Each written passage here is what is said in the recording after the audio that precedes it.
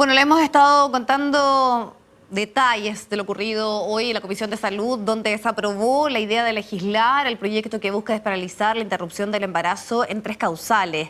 Con 3 votos a favor y 2 en contra, esta iniciativa ahora va a pasar a la Comisión de Constitución del Senado. Vamos a conversar del tema. Tenemos el contacto hasta ahora con el obstetra, y académico del Centro de Bioética de la Universidad Católica, el doctor Mauricio Besio. Gracias por esta comunicación, doctor.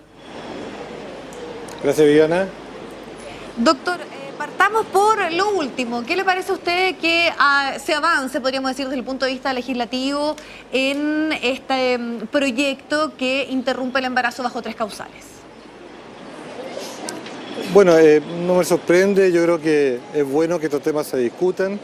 Lo que se aprobó fue la idea de legislar, así que espero que en una discusión más de fondo en el Senado se pueda alcanzar una mayor racionalidad de este proyecto, que me parece que tiene altos grados de irracionalidad.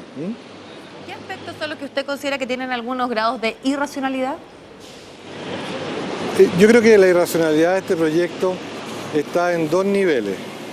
El primer nivel es que si uno piensa, como habitualmente todos pensamos, que es ilícito matar a un ser humano inocente, vemos que este proyecto permitirá matar a seres humanos inocentes en algunos contextos. Los que pensamos que la vida de los seres humanos tiene que ser respetada independientemente de cualquier contexto histórico, circunstancial, personal, vemos que este proyecto justamente va a permitir la muerte de seres inocentes en contextos, 1, cuando están enfermos, y 2, cuando han sido generados bajo una violencia, en una violación. Pero significa matar a seres humanos en esos contextos. Ese es el primer nivel de irracionalidad. El segundo nivel de irracionalidad es que este proyecto es impracticable. ¿En qué sentido es impracticable? En la segunda figura, no voy a hablar aquí de la primera figura porque eso para nosotros los médicos eso no es un aborto, sino que es una acción médica lícita que nosotros hacemos siempre. Pero en la segunda figura es impracticable con los niveles que tenemos de medicina, que un médico en cualquier ciudad de Chile puede asegurar que ese feto tenga una patología que es incompatible con la vida.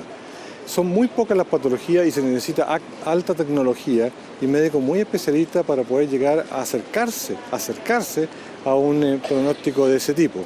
Por lo tanto, me parece que es muy difícil que eso se pueda cumplir. Y la tercera causal de la violación, el proyecto indica que un equipo médico deberá certificar que hubo una violación.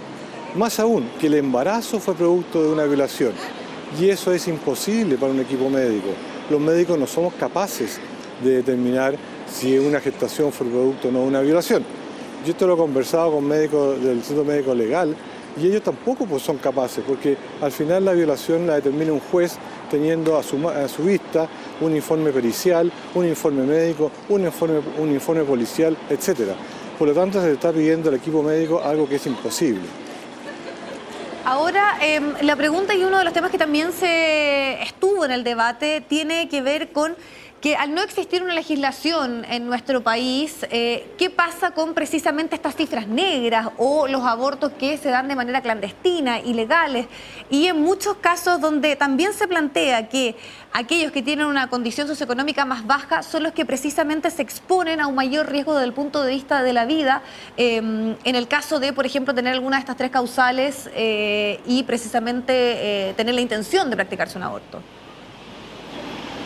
A ver, pero los abortos clandestinos no se realizan por estas causales y la mortalidad materna en Chile ha disminuido a pesar de que no existiría ley de aborto. Así que eso no es un argumento para pensar legalizar o permitir el aborto. Hay ciertas realidades que existen y no por eso se van a legalizar para evitarlas. Por ejemplo, la prostitución infantil existe, pero no por eso se va a legalizar.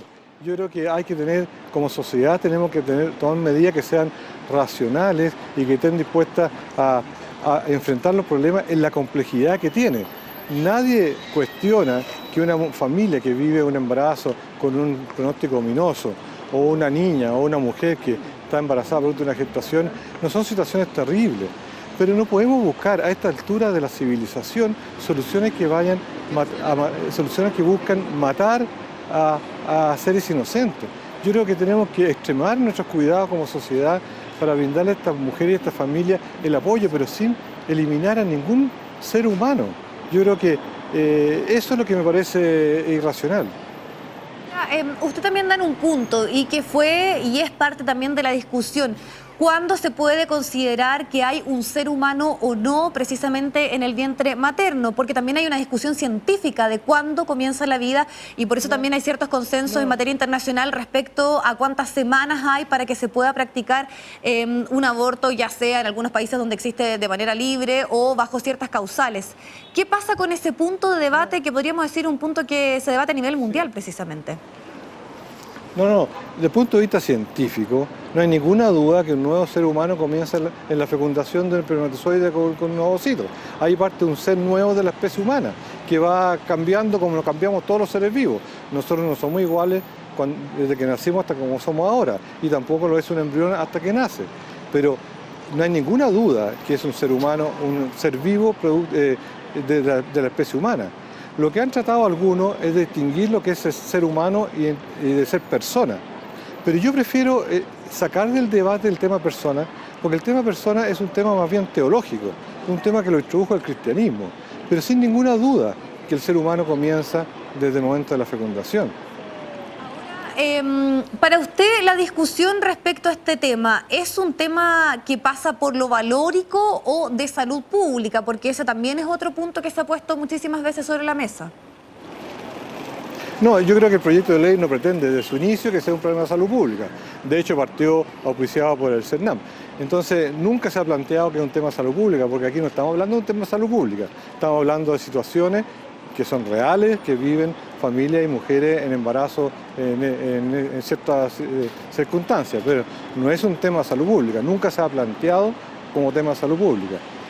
Y ni siquiera por quienes plantean que efectivamente se pueda avanzar en que exista una cierta legislación o regulación en este tema, porque hoy está penalizado. O sea, finalmente también está el riesgo de que algunas mujeres, si es que están o no bajo estas tres causales, y en particular en estas tres causales, puedan ir a la cárcel por interrumpir un embarazo. Bueno, yo creo que eso se puede avanzar. Yo tengo entendido que ninguna mujer está presa por esto. O sea, yo creo que la legislación actualmente, creo, o se podría mejorar, que impedir que una mujer reciba una pena por esto. O sea que yo creo que en ese sentido sí se puede avanzar, pero no en el sentido de permitir que a un ser humano, miembro de nuestra comunidad, miembro de nuestra sociedad, sea eliminado. Doctor, y para finalizar, ¿qué pasa con aquellos que tal vez no consideran que necesariamente en esas primeras semanas haya un ser humano, sino que tal vez hay un conjunto de células y que exigen que exista una cierta libertad o más bien que esté la posibilidad de decidir, que quienes quieran, por ejemplo, continuar con un embarazo, independiente que este no sea compatible con la vida o en el caso de violación, tengan esta posibilidad de elegir y aquellos que consideran que es mejor la interrupción del embarazo, también esté esa opción? Claro, yo creo que aquí el tema de fondo es a quiénes vamos a incluir como merecedor de la protección social y a quiénes no. Porque la historia ha demostrado que muchas veces se ha sacado de la condición de ser humano a otros seres humanos y se han vulnerado sus derechos fundamentales. Entonces yo creo que ese es el tema. ¿Vamos a incluir solamente a los nacidos como merecedores de la protección y de los derechos humanos universales o solamente a algunos? Yo creo que los que dicen que no es un ser humano tendrían que decir, y me gustaría, porque yo se lo he preguntado, nunca me lo han contestado, ¿qué es lo que es? Porque las cosas en la realidad no solamente existen, sino que son algo. Y lo más razonable, y la evidencia científica y filosófica demuestran que ahí hay un ser vivo, y si es un ser vivo, producto de una fecundación entre un progenitor un hombre y una progenitora mujer, es un ser de la especie humana. No hay ninguna duda al respecto. Y solamente para que aclarar ese punto, y las personas que tal vez tienen una diferencia con eso, no tienen la posibilidad de que por esa convicción esté esta opción de interrumpir el embarazo en estas tres causales. Claro, por eso lo digo, yo creo que ese es el tema de discutir. ¿A quiénes vamos a incluir o no? El tema que no se ha discutido. porque si entramos en esa discusión tendríamos que incluir o excluir a otros seres humanos de embriones, porque la ley pretende solamente estas 3 causales. Entonces, si es así, debiéramos tener una ley que permita el aborto después de ciertas semanas de gestación. Y eso no es lo que se está planteando por algún motivo, porque el mismo proyecto de ley dice que no pretende quitar la protección del que está por nacer. Entonces, ¿se fija todas las contradicciones que existen en el proyecto de ley? Perfecto. Le queremos agradecer muchísimo, doctor, su tiempo para también conocer su opinión y profundizar en el debate que existe precisamente de este tema. Muchas gracias. No, muchas gracias a usted.